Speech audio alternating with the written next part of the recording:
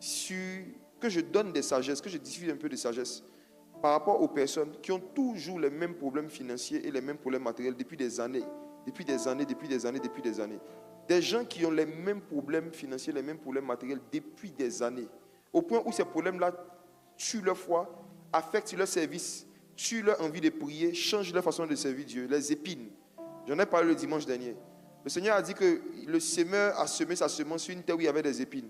Et à cause des épines, la semence n'a pas porté de fruits. Et il a dit les épines en question, ce sont les soucis de la vie. Les soucis de la vie. Et en étudiant, je me suis rendu compte que l'une des choses qui perpétue ou qui entretient certains soucis de la vie, surtout des soucis par rapport à le fait d'avoir de quoi subvenir à ses besoins réguliers, c'est un orgueil, un type d'ego dont je vais parler ce soir, qui est le troisième. C'est le désir de n'apprendre qu'un seul métier et de ne faire qu'une seule activité. Le désir de ne faire qu'une seule activité, de ne savoir faire qu'une seule chose. Les gens qui veulent se spécialiser à l'excès et qui sont contre le fait de se diversifier. On va voir ce soir comment est-ce que c'est un gros orgueil qui éteint les destinées. C'est un gros orgueil qui éteint les destinées. Je me suis rendu compte en étudiant les Écritures que la limite de ce que Dieu nous donne en termes de ressources dépend de la limite de ce que nous décidons d'apprendre en termes de compétences. En fait, c'est nous qui limitons les entrées des bénédictions dans nos vies en limitant nos domaines de compétences. Lisons ensemble Ecclésiaste chapitre 9, verset 10. Il y a un ego qui a le désir de ne faire qu'une seule chose et de ne pas vouloir faire autre chose à part ça. Ceux qui cherchent le travail des rêves. Ecclésiaste 9, verset 10. Tout ce que ta main trouve à faire avec ta force, fais-le.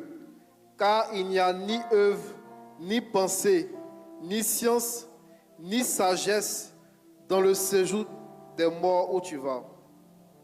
Tout ce que ta main trouve à faire sous le soleil, fais-le.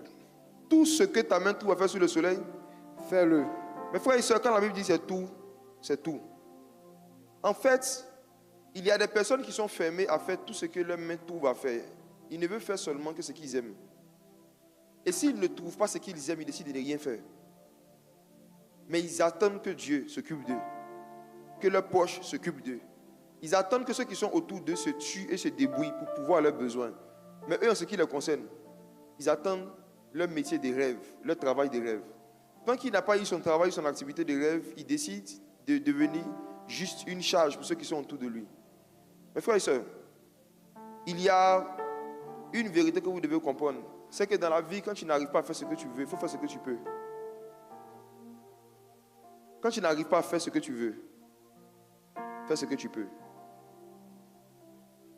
Quand Marie est tombée enceinte, est-ce que vous pensez vraiment que Joseph et Marie voulaient accoucher leur premier enfant dans une étape, dans une mangeoire, dans un coin qui est sale avec les animaux? Est-ce que vous pensez vraiment que c'est ce qu'ils voulaient? Ils ont essayé, ils ont cherché, ils ont essayé de trouver un hôtel, ils ont essayé de trouver un endroit conventionnel où on accouchait à l'époque. Il n'y en avait pas de disponible. Mais comme ils étaient humbles, ils n'ont pas eu ce qu'ils voulaient, ils ont fait avec ce qu'ils pouvaient. Si Joseph était orgueilleux, si Marie était orgueilleuse, elle allait dire à Joseph, si Marie était orgueilleuse, elle allait dire à Joseph, moi quand tu me regardes, il ressemble à étable. Tu me vois moi accoucher dans une étable. C'est comme ça que certaines femmes orgueilleuses ont refusé d'accoucher dans certains CHU.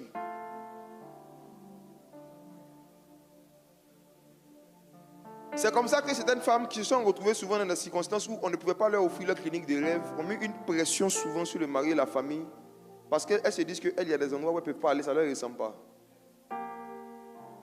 Mes frères et sœurs, étudiez bien les personnages de la Bible. Vous allez voir que depuis l'ancienne alliance comme dans la nouvelle alliance, toutes les personnes à qui Dieu a fait grâce, ce n'étaient pas les parfaits, c'était les humbles. C'est pourquoi la Bible dit Dieu fait grâce aux humbles. Et les humbles en général, ils ont beaucoup de défauts. Ils ont beaucoup de défauts. Quand tu regardes David et puis Saül, étudiez bien leur vie. David a péché plus que Saül. David a péché plus que Saül. Et il a fait des choses beaucoup plus graves que Saül. Ce qui les a disqualifiés les deux du trône, c'était leur cœur. C'est l'orgueil et puis l'humilité. C'est ça qui les a différenciés. Quand Dieu dit à Samuel, j'ai trouvé un homme selon mon cœur, il n'a jamais dit qu'il a trouvé un homme parfait.